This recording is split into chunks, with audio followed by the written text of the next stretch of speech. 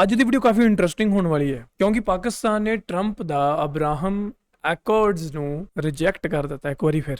ਉਹ ਹੈ ਕਿ ਥੋੜਾ ਜਿਹਾ ਦੱਸ ਦੇਣਾ ਸ਼ਾਰਟ ਦੇ ਵਿੱਚ, ਜਿਨ੍ਹਾਂ ਨੂੰ ਨਹੀਂ ਪਤਾ, ਵੈਸੇ ਤੁਹਾਨੂੰ ਹੋ ਸਕਦਾ ਆਲਰੇਡੀ ਪਤਾ ਹੋਵੇ। ਅਰਬ ਦੇਸ਼ਾਂ ਤੇ ਇਜ਼ਰਾਈਲ ਦੇ ਵਿੱਚ ਇੱਕ ਸਮਝੌਤਾ ਹੋਇਆ ਸੀ ਤੇ ਟਰੰਪ ਨੇ, ਖਬਰਾਂ ਦੇ ਅਨੁਸਾਰ ਟਰੰਪ ਨੇ ਵੀ ਪਾਕਿਸਤਾਨ ਨੂੰ ਇਹ ਕਿਹਾ ਕਿ ਇਜ਼ਰਾਈਲ ਨਾਲ ਜਿਹੜੇ ਤੁਸੀਂ ਆਪਦੇ ਰਿਸ਼ਤੇ ਆਮ ਕਰ ਲਓ, ਪਰ ਪਾਕਿਸਤਾਨ ਨੇ ਅੱਗੋਂ ਕਿਹਾ ਕਿ ਜਿੰਨਾ ਚਿਰ ਫਲਸਤੀਨ ਨੂੰ ਉਹਨਾਂ ਦੇ ਪ੍ਰੋਪਰ ਹੱਕ ਨਹੀਂ ਮਿਲਦੇ ਉਹਨਾਂ ਚਿਰ ਅਸੀਂ ਇਜ਼ਰਾਈਲ ਨਾਲ ਕੋਈ ਵੀ ਜਿਹੜਾ ਆਪਣਾ ਸੰਬੰਧ ਕਾਇਮ ਨਹੀਂ ਕਰਾਂਗੇ। ਤੇ ਉਹ ਇਜ਼ਰਾਈਲ ਨੂੰ ਮਾਨਤਾ ਨਹੀਂ ਦੇਵੇਗਾ ਕਿਉਂਕਿ ਇਜ਼ਰਾਈਲ ਨੂੰ ਹਜੇ ਤੱਕ ਸਾਰੇ ਦੇਸ਼ਾਂ ਨੇ ਮਾਨਤਾ ਨਹੀਂ ਦਿੱਤੇ। ਮੇਨ ਟੌਪਿਕ ਇਹ ਹੈ, ਇਸ ਤੇ ਇੰਡੀਅਨ ਮੀਡੀਆ ਦਾ ਕੀ ਰਿਐਕਸ਼ਨ ਹੈ ਉਹ ਆਪਾਂ ਨੂੰ ਜਾਣਨ ਦਾ ਮੌਕਾ ਮਿਲੇਗਾ ਅੱਜ। So without wasting time let's start the video. Welcome back to the channel, मेरा नाम है सनमी सिंह, तुम देख रहे हो पंजाबी रील टीवी। हमारे चूतड़ों में काफी तकलीफ है क्योंकि हमारी विदेश नीति फेल हुई है।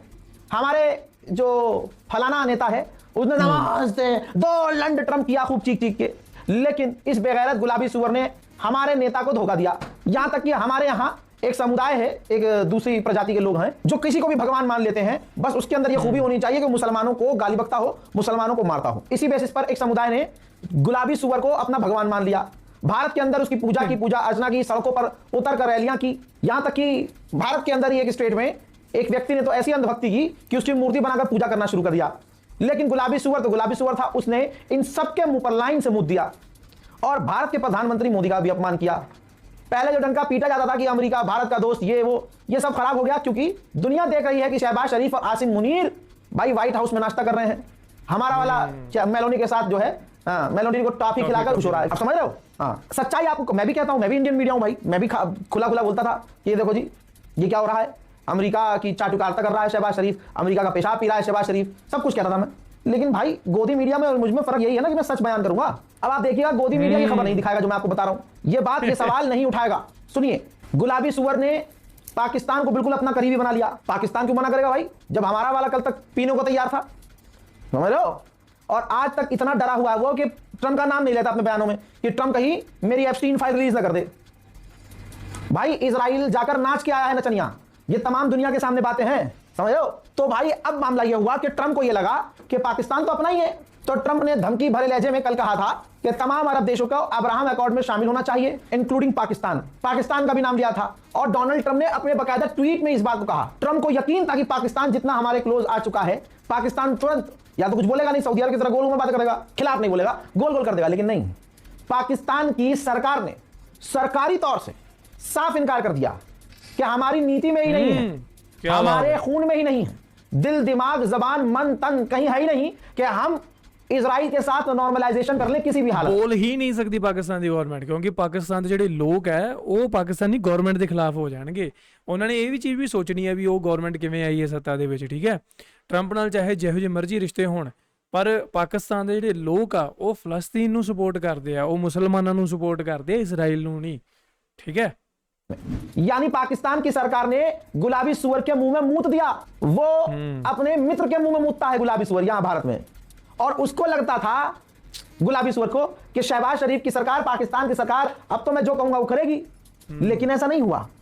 कतर ने मना किया, सऊदी ने मना किया और फिर पाकिस्तान ने साफ इनकार कर दिया कि नहीं मुन्ना, हो गए तुम बहुत बड़े राष्ट्रपति और हो गए तुम पता नहीं अलान के फलान, लेकिन इजराइल के साथ नॉर्मलाइजेशन पाकिस्तान नहीं करेगा। गोदी मीडिया दिखाएगा आपको ये खबर? नहीं दिखाएगा, क्योंकि गोदी मीडिया और प्रधानमंत्री मोदी, खुद वो मोदी और अंधभक्तों का बाप इजराइल को अपना बाप फादरलैंड बना के आया है। तो ऐसे में आपको क्या लगता है ये खबर चलाई जाएगी कि पाकिस्तान ने मूत दिया ट्रंप के मुंह पर?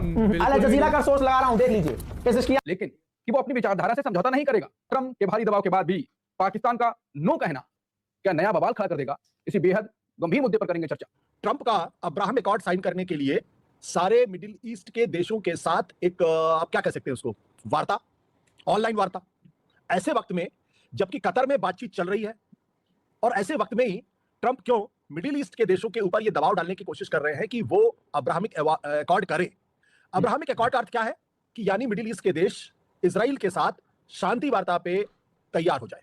मतलब वो मानता दे रहे हैं मिडिल ईस्ट के अंदर इजराइल एग्जिस्ट करता है। इजराइल के एग्जिस्टेंस को लेकर मिडिल ईस्ट के देशों में जो एक प्रतिरोध है, विरोध है, उसको खत्म कर दे। 2020 में जब ट्रंप अमेरिका के राष्ट्रपति पहले टर्म में थे, उस वक्त भी यूएई और बहरीन के साथ एक अब्राहमिक अकॉर्ड हुआ था इजराइल के साथ। यानी यूएई और बहरीन इस बात को तैयार हो गए थे कि वो इजराइल के एग्जिस्टेंस को स्वीकार करते हैं और उनके साथ वो शांति वार्ता या मिलजुल कर रहने के लिए तैयार है। सूडान जैसे कुछ दूसरे देशों ने भी उसमें स्वीकृति कर दी थी और ये माना जा रहा था कि ट्रंप का ये जो अब्राहमिक अकॉर्ड है ये आगे बढ़ेगा और इसमें दूसरे और देश भी मिडिल ईस्ट के शामिल होंगे। ट्रंप चुनाव हार गए, उसके बाद जो बाइडन आए और उसमें कोई बहुत ज्यादा जोर अब्राहमिक अकॉर्ड पे नहीं पड़ा।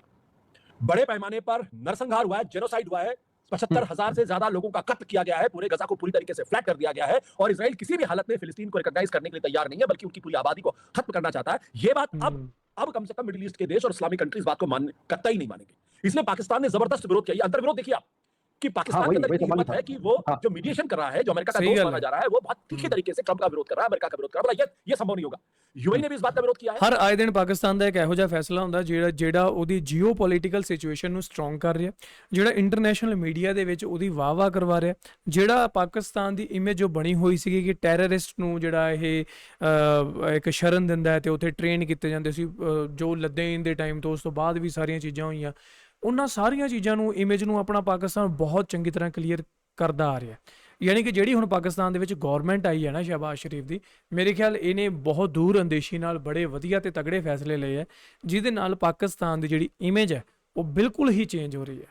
जिसने पहले अब्राहमिक अकॉर्ड किया था और सारे मिडिल ईस्ट के देश इसका विरोध कर रहे हैं, तो ट्रंप कम से कम नेतन्याहू को ये संदेश दे रहे हैं कि भाई देखो हमने तो कोशिश कर ली, अब ये मिडिल ईस्ट के देश नहीं मानते तो मैं क्या कर सकता हूं उसमें। तो इसलिए आज की तारीख में किसी भी इस्लामिक कंट्री के लिए गजा में जिस तरीके से नरसंहार हुआ है और जिस तरीके से ईरान पर हमला किया गया, जिस तरीके से दक्षिण लेबनान पे हमला हुआ है इजराइल ने किया, उसके बाद किसी भी मुस्लिम कंट्री के लिए ये संभव ही नहीं है कि वो फौरन इस वक्त वो इजराइल के साथ कोई समझौता कर ले और इजराइल के एक्सिस्टेंस को मान ले।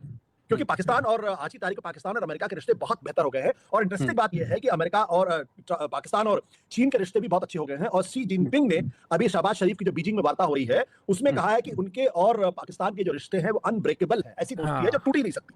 ये उन्होंने पाकिस्तान के बारे में कहा है। तो और वो और दुनिया ये सेना और बोले हैं दो चीजें हैं। पाकिस्तान के जो प्राइम मिनिस्टर हैं शहबाज शरीफ, वो इस वक्त बीजिंग की यात्रा पे है, वो इस वक्त चीन में है, तो हो सकता है उनका क्लैश हो। और दूसरी बात, इसमें कहाँ किसी को संदेह है कि पाकिस्तान को चलाता तो पाकिस्तान की आर्मी ही है और आसिम मुनीर के जो है वो सेना प्रमुख बनने के बाद जो पाकिस्तान की डिप्लोमेटिक जो राजनयिक जो क्षमता है उसमें जबरदस्त तरीके से बढ़ोतरी हुई है और वो सिर्फ इसलिए हो पाई है क्योंकि जो भी व्यक्ति इस वक्त पाकिस्तान से बात कर रहा है उसको मालूम है कि पाकिस्तान की असली ताकत उसकी सेना के पास है। तो ऐसे में सेना के प्रमुख से ही बात क्यों न की जाए, तो उसमें किसी तरीके का कोई कंफ्यूजन नहीं होगा। मान लिया प्रधानमंत्री कोई डील करके आते हैं और उसके बाद सेना उसको मना कर देती, तो फिर क्या होगा?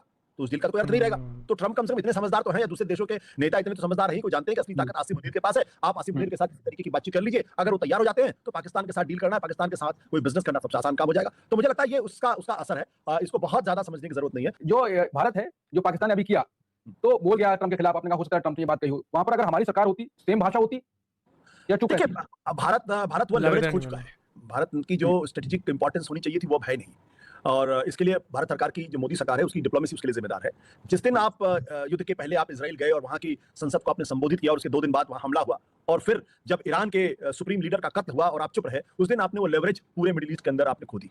आज की तारीख में जिस तरीके से गजा के अंदर नरसंहार हुआ है, जिस तरीके से गजा के अंदर लोगों का जो तबाही मचाई गई है, उससे आप कितनी भी मिजाज पुरुषी किसी भी मुस्लिम देश की कर लीजिए, वो आपके साथ एक सीमा के बाद खड़े नहीं होंगे। और इसीलिए जो अब्राहमिक अकॉर्ड ट्रंप करने की कोशिश कर रहे हैं, वो इस बात को जानते हैं कि अगर उन्होंने इजराइल के साथ कोई शांति वार्ता करने की कोशिश की और उसमें फलस्तीन को अगर आपने पूरी तरीके से इग्नोर कर दिया तो उनके अपने देश के अंदर अपनी ही सरकारों के खिलाफ बगावत हो सकती है। इसलिए और भारत ने लगातार ये दिखाने की कोशिश की मिडिल ईस्ट में कि वो पूरी मजबूती के साथ इजराइल के साथ है।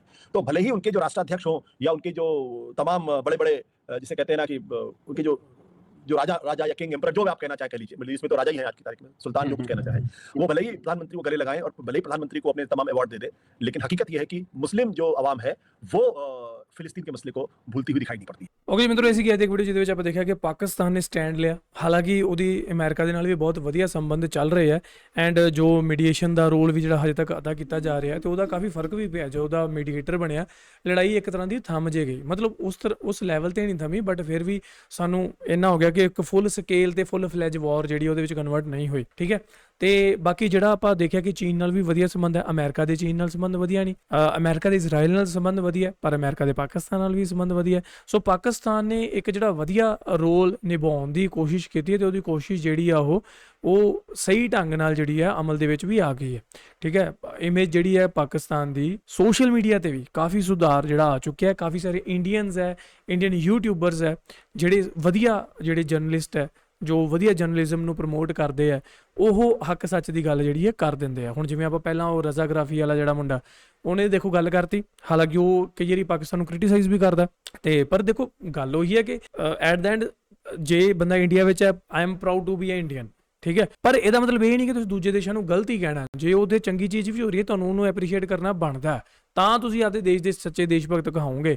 ਜੇ ਤੁਸੀਂ ਐਵੇਂ ਹੀ ਕਰੀ ਜਾਓਗੇ ਤਾਂ ਉਹਨੂੰ ਕਿਹਾ ਜਾਂਦਾ ਅੰਧ ਭਗਤ। ਸਮਝੇ ਮੇਰੀ ਗੱਲ ਨੂੰ, ਜਿਹੜੇ ਕਿ ਸਾਡੇ ਦੇਸ਼ ਦੇ ਵਿੱਚ ਭਰ ਕੇ ਭਰੇ ਪਏ ਆ। ਐਂਡ ਦੂਜੀ ਜਿਹੜੀ ਆਪਾਂ ਇੱਕ ਵੀਡੀਓ ਕਲਿੱਪ ਦੇਖੀ ਸੀ ਉਹਦੇ ਵਿੱਚ ਉਹਨਾਂ ਨੇ ਕਿਹਾ ਕਿ ਇੰਡੀਆ ਦੀ ਜਿਹੜੀ ਹੁਣ ਸਿਚੁਏਸ਼ਨ ਹੈ ਰਾਸ਼ਟਰੀ ਪੱਧਰ ਤੇ ਉਹ ਕਾਫੀ ਕਮਜ਼ੋਰ ਹੈ।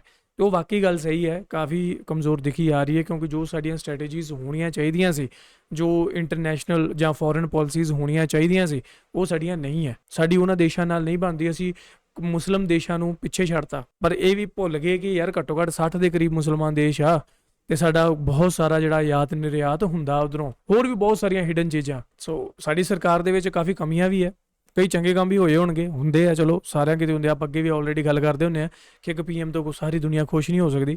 ਸਾਰੀ ਦੁਨੀਆ ਕਿਉਂ ਕਹਿ ਰਹੇ ਆ? ਕਿਉਂਕਿ ਭਾਈ ਅੱਧੀ ਤੋਂ ਜ਼ਿਆਦਾ ਦੁਨੀਆ ਦਾ ਮਿਲਣਾ ਤਾਂ ਇੰਡੀਆ ਦੇ ਵਿੱਚ ਹੀ ਬੈਠੀ ਆ। ਸੈਂਸਸ ਹੋਣ ਡੇ ਆ ਹੁਣ 170-80 ਕਰੋੜ ਤੱਕ ਤਾਂ ਪਹੁੰਚ ਹੀ ਜਾਣੀ ਹੈ। ਐਨੀ ਹਾਓ ਇਹ ਸੀ ਅੱਜ ਦੀ ਇੱਕ ਵੀਡੀਓ। ਤੁਹਾਨੂੰ ਕਿੱਦਾਂ ਲੱਗਦਾ, ਤੁਹਾਨੂੰ ਕੀ ਲੱਗਦਾ ਇਹਦੇ ਬਾਰੇ ਥੱਲੇ ਕਮੈਂਟ ਕਰਕੇ ਮੈਨੂੰ ਪੱਕਾ ਦੱਸਿਓ ਤੇ ਆਪਾਂ ਮਿਲਾਂਗੇ ਤੁਹਾਨੂੰ ਨਵੀਂ ਵੀਡੀਓ 'ਚ। Till then make sure hit that subscribe. Punjabi real